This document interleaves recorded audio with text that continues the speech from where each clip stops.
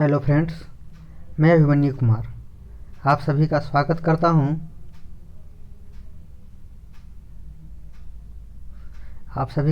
करता हूं। मनुदा चैनल पे। हमारा चैनल अभी से पहले नॉलेज बैंक रेजनेस के नाम से चल रहा था। अब इस चैनल का नाम हमने जो है कि मनुदा के नाम से किया है, क्योंकि वो नाम बहुत बड़ा हो जाता था और इसकी वजह से जो है कि लोगों को बहुत दिक्कतें होती थी। तो इसलिए हमने चैनल का नाम छोटा किया, ताकि जो है कि मनुदा जीके मनुदा करके जो है कि हमारा चैनल हो गया है। तो आप इस चैनल को प्यार देते रहिए, ताकि जो है कि हम आप लोगों के लिए अच्छे से वीडियो लाते रहें। तो हम शुरू करते हैं। आज का वीडियो हमारा है, वो है बंगाल पर जो है कि अंग्रेज़ों का आधिपत्य। तो आप सबने सुना है कि अंग्रेज़ जो है कि 1600 ईस्वी के करीब आए थे भारत में, और आए थे व्यापार करने के उद्देश्य से। लेकिन उन्होंने जो है कि धीरे धीरे करके एक घटना होती है 1686 में, जब अंग्रेज़ों और भारत के जो औरंगजेब थे, मुग़ल बादशाह, उनके बीच युद्ध हुई थी। और इस युद्ध में अंग्रेज़ों को करारी शिकस्त मिली थी। तो उसके बाद जो है कि मुगलिया हुकूमत, यानी कि मुग़ल बादशाह की जो है कि मृत्यु जो है कि 1707 में हो जाती है औरंगजेब की। उसके बाद जो है कि कई सालों तक अंग्रेज़ जो है कि भारत की राजनीतिक क्षेत्र में जो है कि इंटरफेयर करने की कोशिश नहीं करते हैं। लेकिन जैसे ही मुग़ल हुकूमत कमज़ोर पड़ती है तो अंग्रेज़ों का दखल शुरू हो जाता है। तो हम इस बात को धीरे धीरे समझेंगे।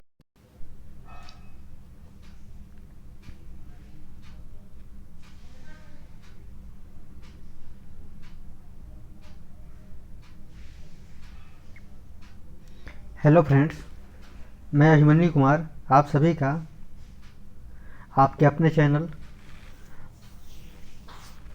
मनुदा जीके मनुदा पे स्वागत करता हूँ। आज से हमारा चैनल का नाम जीके मनुदा होगा, जो पूर्ववर्ती नॉलेज बैंक रेजनेस के नाम से जारी था। ये चैनल का नाम इसने छोटा इसलिए करना पड़ा क्योंकि ये बड़े नाम होने की वजह से कई लोगों को दिक्कत होती थी, और इससे जो है कि लोगों को समझाना भारी पड़ता था कि नॉलेज बैंक रेजनेस पूरा बड़ा नाम हो जाता था। तो इसलिए इस नाम को हमने थोड़ा छोटा कर दिया। तो हमारा कार्यक्रम वही रहेगा, आपको जीके जीएस से जो है कि प्रश्नों से अवगत कराना, उनके जो है कि अच्छे समाधान देना। तो हम शुरू करते हैं इस वीडियो को।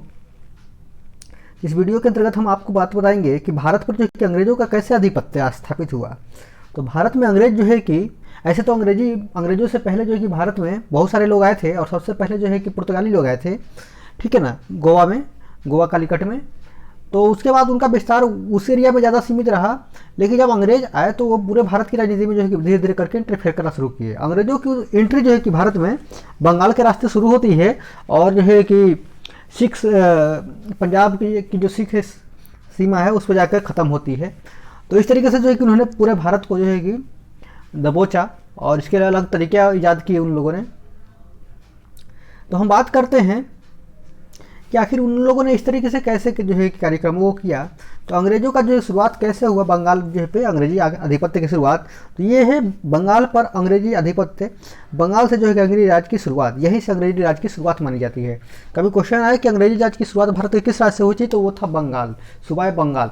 सूबाए बंगाल का मतलब ये होता है उड़ीसा, झारखंड, बिहार, बंगाल, आसाम, ठीक है ना, और बांग्लादेश। ये इलाके जो है कि सूबाए बंगाल कहलाते थे।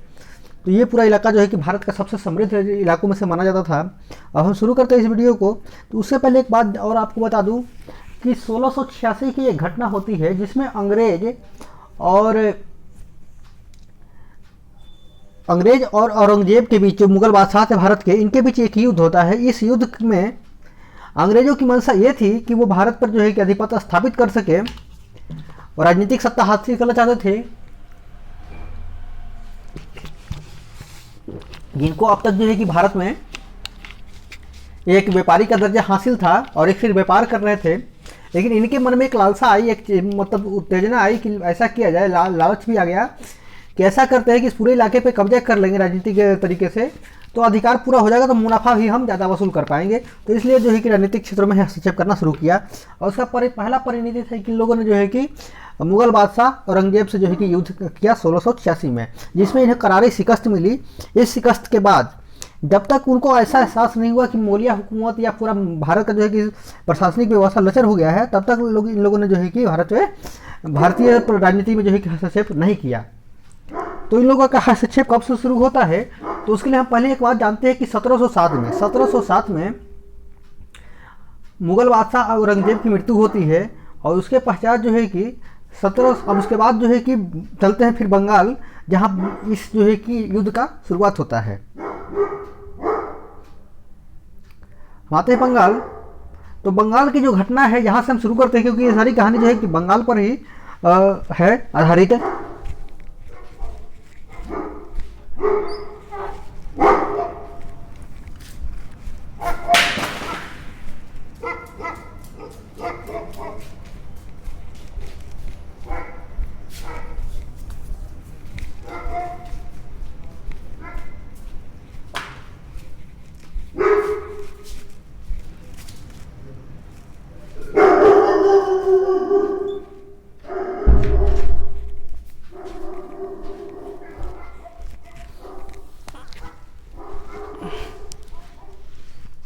तो ये सारी घटना जो है कि सूबाए बंगाल पर आधारित है। तो हम देखते हैं कि बंगाल में क्या हुआ।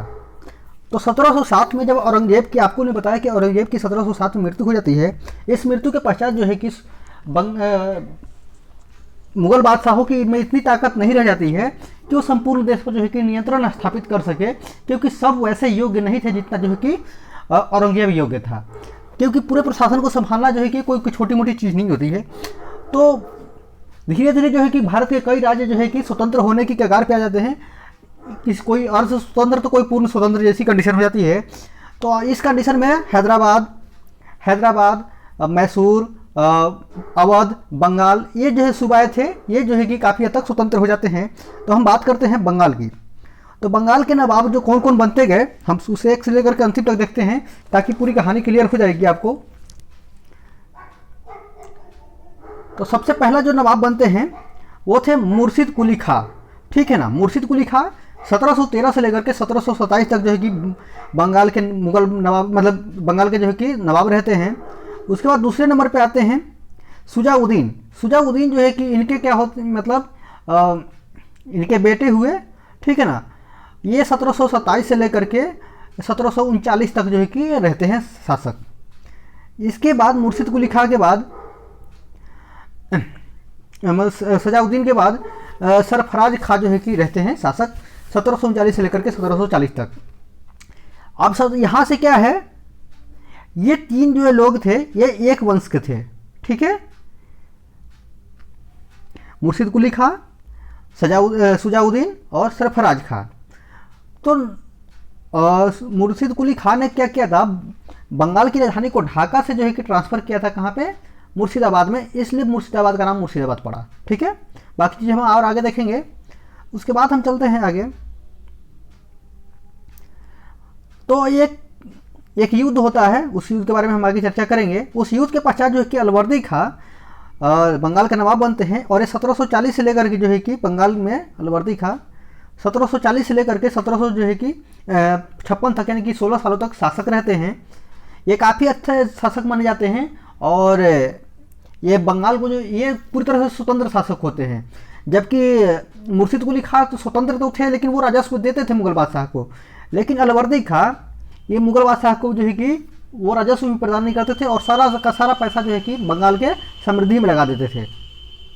इनके पश्चात जो है कि नवाब सिराजुद्दौला जो इनके नाती थे, तो 1756 में जब अलवर्दी खां की मृत्यु हो गई, तो उनका कोई पुत्र नहीं था। तो इसकी वजह से उनके नाती को जो है कि मुगल, मतलब कि बादशाह बनाया गया, नवाब बनाया गया बंगाल का। और वो जो है कि 1756 से लेकर के 1757 तक मुगल हुकूमत के जो है कि मतलब बंगाल के जो है कि नवाब रहे। और इस 1757 में भारत के इतिहास में पहली युद्ध होती है जिसमें भारतीय शासकों की हार होती है, जिसका नाम है प्लासी का युद्ध। इस युद्ध में जो है कि पता चल जाता है कि भारत के लोग जो है कि अंग्रेजों के सामने किस कंडीशन में आ गए थे, यानी कि उनकी हालत जो है कि एक बहुत बद से बदतर हो गई थी, ठीक है ना। इस युद्ध ने जो कि भारतीयों की औकात बता दी थी, और ये दिखा दिया था कि भारत के लोग कितने लालची हैं और कितने मक्कार हैं। क्योंकि इस युद्ध में कोई और नहीं, मीर जाफर जो कि नवाब सिराजुद्दौला का प्रधान सेनापति था, उसने जो है कि अंग्रेज़ों से मिल गया था, ठीक है ना। तो इसकी वजह से मुगल जो है कि नवाब सिराजुद्दौला की जो है कि हार हुई थी। ये सबसे बड़ा रीज़न था, क्योंकि नवाब सिराजुद्दौला के पास जब प्लासी का युद्ध हुआ था तो उसमें उनके पास सेना जो है कि न के बराबर बची थी, क्योंकि सारा सेना जो है कि नवाब के जो है कि मुख्य सेनापति मीर जाफर के साथ जो है कि अंग्रेज़ों के साथ मिल गई थी। तो यानी कि जो दूसरा वंश हुआ वो अलवर्दी खां से लेकर के और सिराजुद्दौला पर ख़त्म होता है। अब उसके बाद क्या होता है, तीसरा एक वंश शुरू होता है, वो था मीर जाफर का। तो मीर जाफर 1757 से लेकर के जो है कि 1760 तक नवाब रहते हैं बंगाल के, क्योंकि इन्होंने जब गद्दारी की थी भैया, तो गद्दारी के बदले में तो कुछ एवज मिलेगा ना, प्रॉफिट। तो अंग्रेज़ों ने इनको जो है कि बंगाल का नवाब बना दिया। लेकिन ये कुछ ज़्यादा ही अय्याश थे और इन्होंने बंगाल का पूरा जो है कि खजाना खाली करके दे दिया अंग्रेज़ों को युद्ध के हर्जाने के तौर पे। और इसके पश्चात जो है कि और क्या किया, तो इन्होंने जो है कि पूरा ऐश मौज में जीने लगे, इनको राजपाट से कोई मतलब नहीं था। तो उस कंडीशन में अंग्रेज़ों ने जो है कि, क्योंकि बंगाल का राजस्व पूरा खाली हो गया था, राज भंडार खाली हो गया था, तो उसने जो है कि अंग्रेज़ों ने मीर कासिम जो मीर जाफर के दामाद थे, उनको जो है कि गद्दी पर बैठाया और चाहा कि इनको कठपुतली से की तरह घुमा करके रखे। लेकिन मीर कासिम उतने भी सीधे नहीं थे और ये जो है कि ये अपनी राजधानी को अंग्रेज़ों से बचने के लिए, अंग्रेज़ों के प्रभाव को कम करने के लिए इन्होंने अपनी राजधानी को मुर्शिदाबाद से जो है कि मुंगेर ट्रांसफ़र करते हैं, ठीक है। मुंगेर ट्रांसफ़र करने के पश्चात जो है कि ये अपने लिए गोला बारूद और बाहर की चीज़ों का जो है कि इंतजाम करते हैं, ताकि अंग्रेज़ों के विरुद्ध, और एक फ्रांसीसी जो है कि ट्रेनर को रखते हैं जो उनको युद्ध कला में जो है कि निपुण करवाता है, और बाकी आधुनिक हथियारों से लैस करते हैं, और एक फैक्ट्री भी बनती है गोला बारूद की मुंगेर में, ठीक है ना। लेकिन फिर 1763 के बाद यानी कि 63 में क्या होता है, मतलब इनको जो है कि गद्दी से हटा दिया जाता है, मीर कासिम को गद्दी से हटा दिया जाता है, और इस गद्दी से हटा करके फिर से जो है कि मीर जाफर को जो है कि शासक बना दिया जाता है, ठीक है ना। तो इसके बाद 63 के बाद 64 में क्या होता है, 64 में बक्सर का युद्ध होता है। बक्सर के युद्ध में 3 नवाब सिराज, मतलब नवाब हो गए मीर जाफर, अवध के नवाब जो है शुजाउद्दौला, और दिल्ली के यानी कि भारत के मुगल बादशाह शाह आलम द्वितीय, तीनों की सेनाओं को जो है कि अंग्रेजी सेना ने जो परास्त करती है। और इसके पश्चात जो है कि बंगाल का भाग विधेय बदल जाता है, क्योंकि इसके बाद एक इलाहाबाद काड़ा की संधि होती है। उस संधि के पश्चात भारत का राजस्व जो है कि प्राप्त करने का अधिकार, वसूली करने का अधिकार जो है कि अंग्रेजों को मिल जाता है, नवाब मतलब मुगल बादशाह के द्वारा, शाह आलम द्वितीय के द्वारा। और उसके पश्चात जो है कि क्या होता है कि बंगाल में द्वैत शासन व्यवस्था की शुरुआत होती है, क्योंकि इस बात को हम आगे चर्चा करेंगे। तो इसके अंतर्गत प्रशासन की सारी शक्तियां जो है कि प्रशासन चलाने की जिम्मेदारी तो किसको रह जाती है, मीर जाफर की रह जाती है, जबकि यानी कि बंगाल के नवाब को। लेकिन पैसे राजस्व की वसूली का अधिकार जो है कि, और देखिए 2 कंडीशन थी, एक दंडात्मक व्यवस्था और एक राजस्व व्यवस्था। ये दोनों का अधिकार किसको मिलता है, अंग्रेजों को मिल जाता है। और अंग्रेजों के मतलब नवाब के पास क्या रह जाता है, तो उसके पास रह जाता है जो है कि प्रशासन को चलाना, और जो सिविल का जो केस होता है, सिविल केस होता है, मुकदमे होते हैं, उसकी जो है कि उसके अंतर्गत आते हैं। तो नवाब जो है कि कोई काम का नहीं रहते। तो बंगाल में जो है कि यहाँ से जो है कि शुरू होती है दोहरी जो है कि शासन व्यवस्था जो है कि, ठीक है ना। अब हम बात करते हैं तो मीर जाफर के पश्चात जो है कि अगले शासक बनते हैं निजाम उदौला, 1765 से लेकर के 1766 तक है, ठीक है ना। उसके बाद सैफ उदौला 1766 से लेकर के 1770 तक, और लास्ट मुगल मतलब बंगाल के नवाब बनते हैं मुबारक उदौला, ठीक है ना। तो तीनों उदौला ही थे। तो ये थे 1770 से लेकर के 1755 तक, ठीक है ना। तो ये जो है कि 1775 तक, 1770 से लेकर 1775 तक बंगाल में जो है कि नवाबी खत्म हो जाती है कब, 1775 तक, ठीक है ना।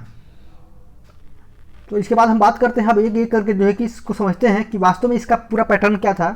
तो हम शुरू करते हैं इस पॉइंट को। हमारा जो है कि पहला पॉइंट है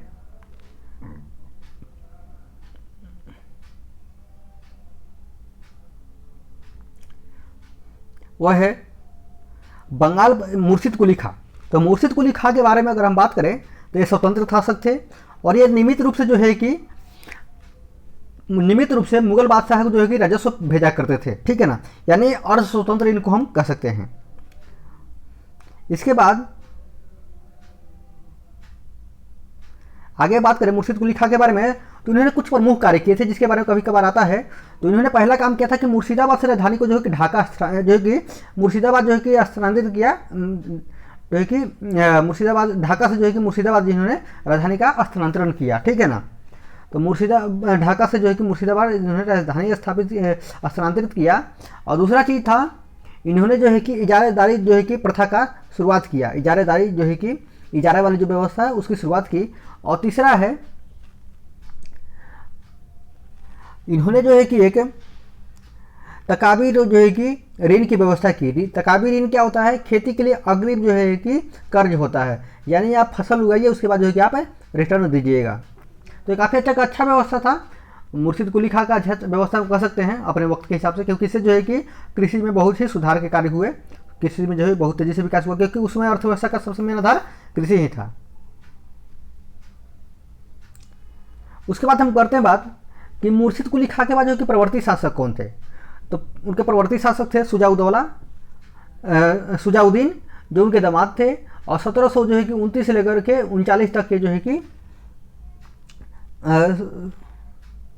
1727 से लेकर 1739 तक जो है कि ये नवाब रहे। उसके बाद जो है कि अगले बाद नवाब हुए सरफराज जो है कि खां, जो नवाब के मतलब शुजाउद्दीन के जो है कि पुत्र हुए। और ये जो है कि लास्ट शासक हुए इस अलवर्दी मतलब मुर्शिद कुली खां के वंश के, क्योंकि इसके बाद जो है कि एक युद्ध होता है, उसके बाद एक युद्ध होता है जिस युद्ध का नाम था गिरिया युद्ध, गिरिया का युद्ध। ये गिरिया का युद्ध 1740 में होता है। ये एक टर्निंग पॉइंट है, ठीक है ना। इस टर्निंग के पॉइंट, क्योंकि कई लोग सोचते हैं कि नवाब अलवर्दी खां से लेकर मुर्शिद खां से अलवर्दी खां में कैसे कन्वर्ट हुआ बंगाल की शासन व्यवस्था, तो सबसे महत्वपूर्ण पॉइंट कौन था? गिरिया का युद्ध। गिरिया के युद्ध में जो है कि 1740 में हुआ, जिसमें सरफराज की जो मौत हो जाती है, यानी कि उसमें हार होती है सरफराज की, और नवाब जो है कि अलवर्दी खां जो है कि इसमें युद्ध में जीतते हैं और वो नवाब बनते हैं।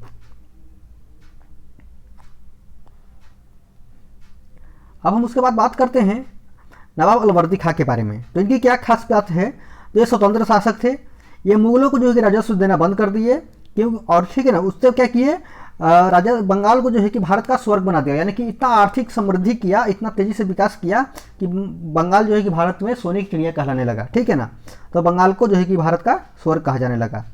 आर्थिक समृद्धि हर तरफ छा गई, क्योंकि कृषि में जो है लोगों ने बहुत काम किया, अर्थव्यवस्था में, उद्योग धंधा में, सब जगह तो काम किया। तो अपने हिसाब से तो बहुत अच्छा हो गया। तो भारत का जो है कि सबसे वर्ष, क्योंकि भारत का सबसे जो है कि उपजाऊ मृदा बंगाल में ही पाई जाती थी।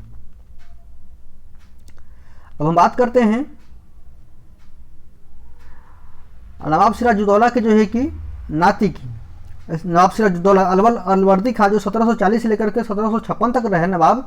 उसके बाद नवाब सिराजुद्दौला आते हैं। नवाब सिराजुद्दौला जो है कि ये कौन थे?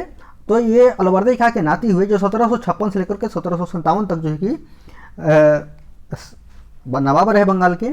इनके शासनकाल में एक जो सबसे महत्वपूर्ण होती है वो होता है जो है कि लाल कोठरी की जो है कि त्रासदी, जिसको ब्लैक होल ऑफ जो है कि ब्लैक होल ट्रेजेडी भी कहते हैं। यह हुआ था 20 जून 1757 को।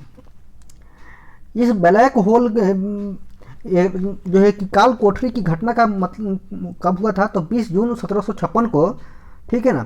तो इस घटना के अंतर्गत इसके जो रिसर्च एक किताब लिखी गई इसके ऊपर, इसके थे जेड हॉलवेल जो है लिखे थे इस किताब को, इसके रचयिता थे। और इनका कहना था कि 146 लोगों को, यानी कि अंग्रेजों को एक छोटे से कोठरी में जो है कि बंद कर दिया गया था। और सुबह पहर जो है कि अगले दिन, यानी 17 जो है कि 20 जून 1756 के अगले दिन 21 जून को जो 146 लोगों में से 23 लोग ही जिंदा बचे थे, बाकी लोग जो है कि उसमें कोठरी में, अंधेरी कोठरी में मर गए थे, ठीक है ना। तो ये जो है कि बहुत ही टर्निंग पॉइंट था बंगाल के नवाब के लिए और अंग्रेजी की सत्ता का जो है कि एंट्री मारने के लिए, क्योंकि अंग्रेजों को जो है कि एक मौका मिल गया भारत के शासन में एंट्री मारने का। इसके बाद आता है भारतीय इतिहास का सबसे महत्वपूर्ण और सबसे जो है कि इतिहास को चेंज करने वाला युद्ध, प्लासी का युद्ध। प्लासी का युद्ध जो है कि नवाब सिराजुद्दौला और अंग्रेजों के बीच हुई थी, ठीक है ना। सिराजुद्दौला और जो है कि अंग्रेज़ों के बीच हुई थी। ठीक है ना। तो इस युद्ध में जो है कि अंग्रेज़ों की जीत हुई थी और सिराजुद्दौला की हार हुई थी। तो सिराजुद्दौला की हार होने की वजह क्या थी? सबसे बड़ा कारण ये था कि मीर जाफ़र की जो है धोखाधड़ी कर दिया था। मीर जाफ़र उनका जो कि बंगाल का नवाब का जो है कि मुख्य सेनापति था, इसने जो है कि उनके साथ क्या किया, गद्दारी किया और पूरी सेना लेकर के अंग्रेज़ों के साथ मिल गया। तो नवाब के पास कौन सी सेना बच गई? तो उस सेना के जो है कि 2 लोग मुख्य थे जो अंग्रेज मतलब इनके साथ लड़े, वो थे मोहनलाल और जो है कि मीर मदान। इन लोगों ने छोटी सी सेना के साथ जो है कि अंग्रेज और खुद की जो है कि नवाब की जो सेना थी जो अंग्रेजों से मिल गए थे उसके विरुद्ध युद्ध किया और फलस्वरूप जो है कि नवाब जो है कि सिराजुद्दौला की हार हुई, मौत हो गई, मारे गए। अब हम उसके बाद बात करते हैं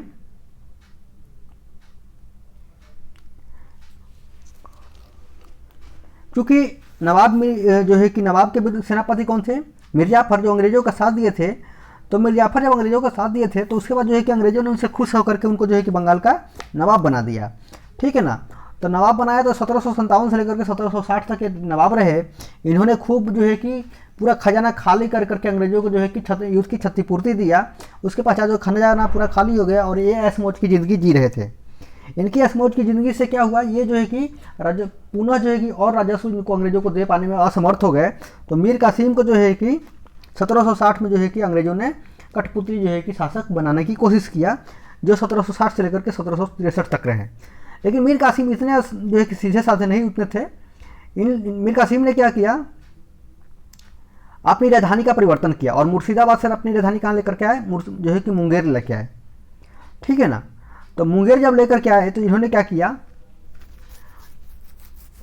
उद्देश्य क्या था मुंगेर लाने का? तो एक उद्देश्य तो ये था कि इससे जो है कि अंग्रेजों का प्रभाव को कम करना, और दूसरी बात एक दूसरा काम किया कि एक जो है कि फ्रांसीसी मतलब आर्मी वाले को, मतलब एक जो है कि सैन्य अधिकारी को रखे जो ट्रेंड करता था इनके सैनिकों को, और यानी कि अपने सैनिकीकरण मतलब अपनी सेना का जो आधुनिकीकरण किया और एक जो है कि आयुध खाना का निर्माण किया, यानी कि जहाँ गोले बारूद और हथियारों का जो है कि निर्माण होता था बड़े स्तर पे।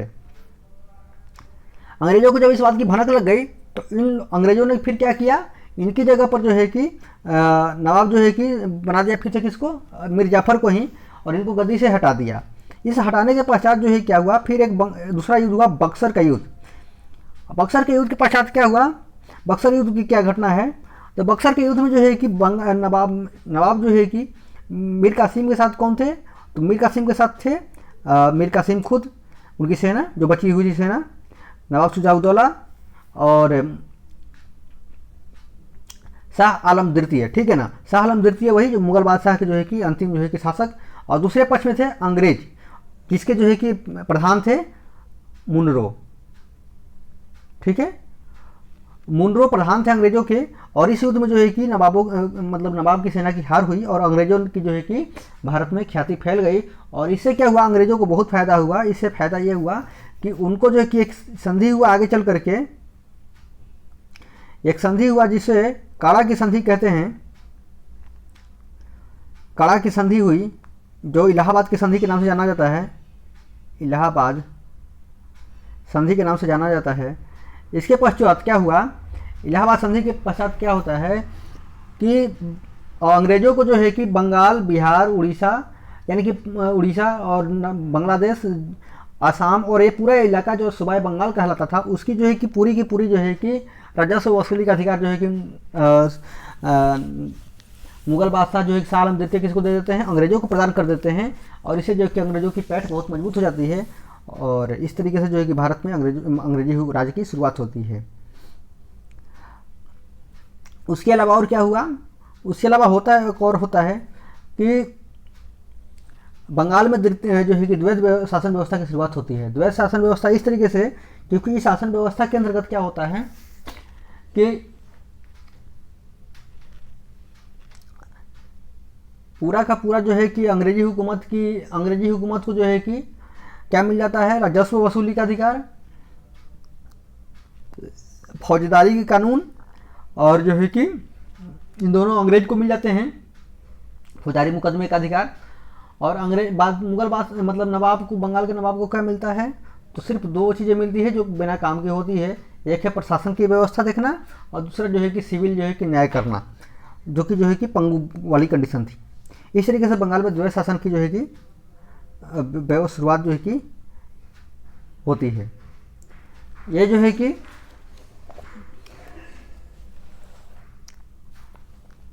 इसकी शुरुआत जो है कि होती है। तो ये 1765 से लेकर के जो है कि 1772 तक जो है कि द्वैध शासन रहता है। 1700 जो है कि 65 से लेकर के 1772 तक ये शासन व्यवस्था जो है कि रहती है, क्योंकि उसके बाद जो है कि फिर जो है कि रेगुलेटिंग एक्ट वाली पैटर्न आ जाती है, जिसकी वजह से जो है कि पूरा का सिस्टम जो है कि अलग तरीके से काम करता है और अलग शासन व्यवस्था का शुरुआत होता है कंपनी राज का। ठीक है, तो उसको हम अलग से देखेंगे। फिलहाल हम देखते हैं कि बक्सर के युद्ध के पश्चात फिर क्या होता है। तो बक्सर युद्ध के पश्चात जो है कि आपको बताया फिर से मीर जाफर को शासक बना दिया गया था। उसके बाद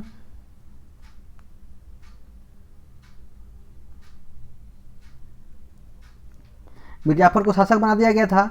निजामुद्दौला फिर उसके बाद शासक बने। उसके बाद सैफुद्दीन जो है कि उद्दौला बने शासक। उसके बाद जो है कि मुबारक जो है कि उद्दौला शासक बने। 1775 तक ये जो है शासन व्यवस्था लास्ट तक चली और इस तरीके से जो बंगाल में जो है कि नवाबी शासन का अंत हो जाता है। तो ये हमारा वीडियो यहीं ख़त्म होता है। हम फिर मिलेंगे कि जो है कि किसी और जो है कि राज्य के वीडियो के साथ। तब तक जो है कि धन्यवाद।